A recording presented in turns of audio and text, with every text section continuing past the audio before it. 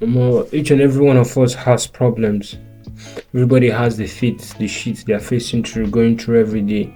Everybody has that, nagging thing that's always disturbing them at the back of their mind, and most times we don't want to give these things up, not necessarily or solely from the fact that we don't want to give these things up, but we are kind of like scared of the outcomes that might come to be if we then give those things up. And there's a nagging problem that almost it's an existential problem that, and by existential I mean a problem that almost every human has and always will have.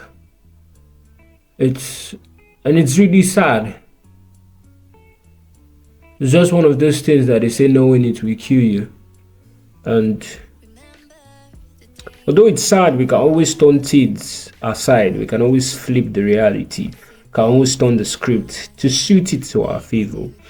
So instead of, and my approach to this, or what I choose to do concerning things like this, is instead of trying to trample yourself in all of those insecurities and fearing what the outcomes might be, you do two things. Either you just let them out, because at the end of the day, there's no certainty in life. Life is always a risk, give and take, yin and yang, rag and dug, good and bad, up and down. It's always a risk. There's always some sort of trade-off in life. So it's either you just give it up, knowing the fact that yes, there's always a trade-off, and you hope and pray for the best. If it's to tell somebody about it, you tell the person. If it's to publicly go out and acclaim that you aren't, or you will, or you do, or you something, go out and just take the steps, you understand? And just be the person that knows or is aware of the bad that may come, or the negativity that may spring off of his actions, and still not afraid to take the steps regardless, because of the positivity that might still spring off from the actions are actually massively profitable and positive. So that's one aspect to it. The other aspect to it is to do the things you do regardless of, in spite of expectation, in the sense that the way most people approach human relationships, and by relationships I don't just mean person-to-person relationships. I mean, you could have a relationship with the way you spend money, you could have a relationship with your business, you could have all kinds of relationship. So what I'm saying here is that you should find a way, or you should partake in relationships without expectancy of receiving. Just give solely for the fact of you want to give.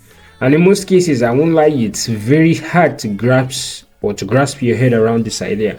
Myself, I still find it hard to this day to actually implement the stuff I'm telling you.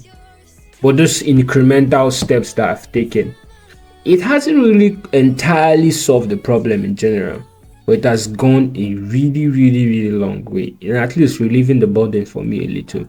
So it's great. It's great for you to have solutions and understand that you're human. You always have insecurities and bad sides that you don't want to let out to the public, that you don't want to let out to people, that you just want to kind of seclude yourself in the scenario.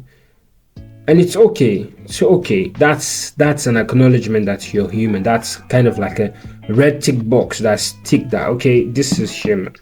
But what's not acceptable to it, or what's not ideal, is that you should then wallow, swallow, ballow, gallow, and dine in that negativity. That's not acceptable. And I've given you two candid steps to take to actually stop this, so to actually get yourself or rid yourself of these insecurities. That's to do the things you want to do, knowing that negativity might spring off of it, but also being aware of the positivity that might also spring off of that act.